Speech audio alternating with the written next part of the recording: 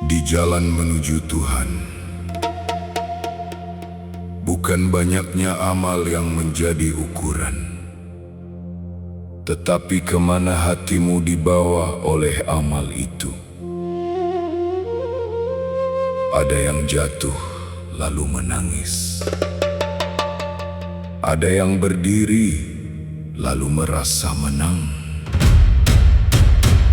Namun siapa yang lebih dekat?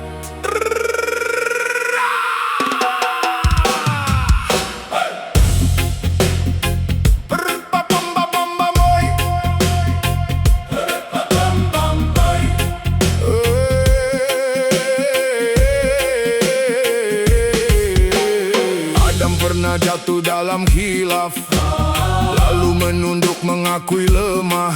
Rabbana zalamna anfusana, ya Tuhan kami telah menzalimi diri kami. Bukan dosa yang dibanggakan, bukan salah yang dipertahankan, tapi hati yang hancur dalam penyesalan membuka pintu kembali kepada Tuhan. Sementara iblis ketika diperintah menolak karena merasa lebih mulia. Aku lebih baik darinya. Kesombongan menjadi hijab di dalam jiwa.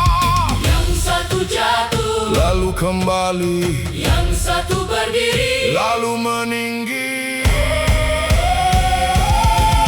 Jangan bangga dengan taatmu, Jika taat membuatmu sombong, jangan putus asa dari dosamu. jika dosa membuatmu pulang, maksiat yang melahirkan kehinaan bisa membawa hati kepada penghambaan. Taat yang melahirkan kesombongan Bisa menjadi hijab dari Tuhan.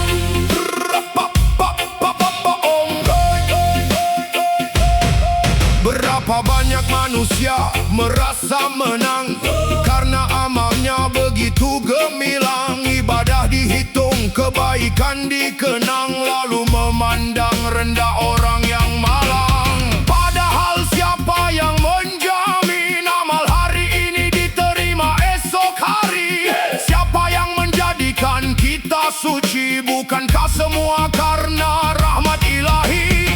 Kisah Karun menjadi peringatan ketika nikmat berubah menjadi kebanggaan. Sesungguhnya aku diberi semua ini Karena ilmu yang ada padaku.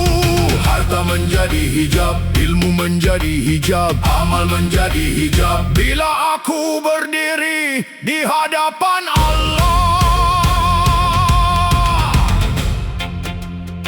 Ibnu Athaillah berkata, boleh jadi suatu maksiat yang melahirkan kehinaan dan kebutuhan kepada Allah lebih baik daripada ketaatan yang melahirkan kesombongan dan kebanggaan. kehinaan. Bukan selalu kehancuran Kekurangan bisa menjadi jalan penghambaan. Hamba adalah yang mengaku tak punya daya, tak punya kuasa, tak punya amal yang layak dibanggakan. Semua kembali kepada kemurahan Tuhan. Jika dosa membuatmu menangis, jangan biarkan tangis itu sia-sia. Bangkit dengan taubat, jangan kembali kepada maksiat yang sama. jika taat membuatmu tinggi, Segera tundukkan hati, sebab amal tanpa ikhlas bisa menjadi rantai yang halus sekali. Hey, jangan bangga dengan taatmu, jika taat membuatmu sombong. Jangan putus asa dari dosamu, Jika dosa membuatmu pulang, maksiat yang melahirkan kehinaan bisa membawa hati kepada penghambaan.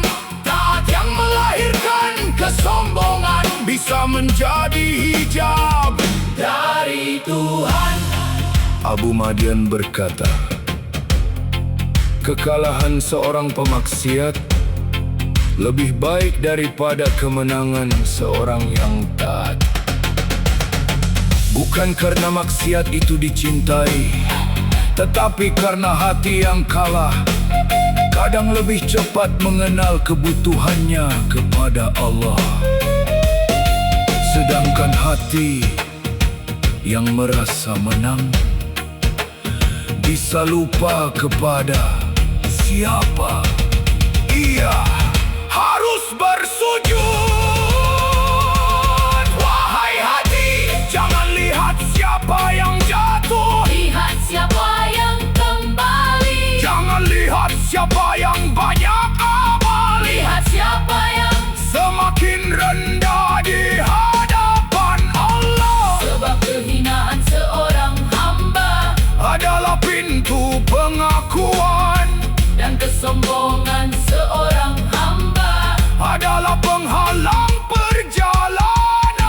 perjalanan. Aku bukan pemilik amal, Aku hanya hamba yang diberi aku bukan pemilik daya. semua daya dari Ilahi. Jika aku jatuh, Tuntun aku pulang, jika aku tahan, jauhkan aku dari bangga, hancurkan aku di dalam hati, agar hanya Dia yang menjadi tujuan. maksiat Tinggalkan dengan taubat, taat, jalankan dengan rendah hati, dan jangan tertipu oleh amalmu. karena yang menyelamatkanmu Bukan banyaknya perbuatanmu, tetapi rahmat Allah dan hati yang benar-benar menjadi hamba.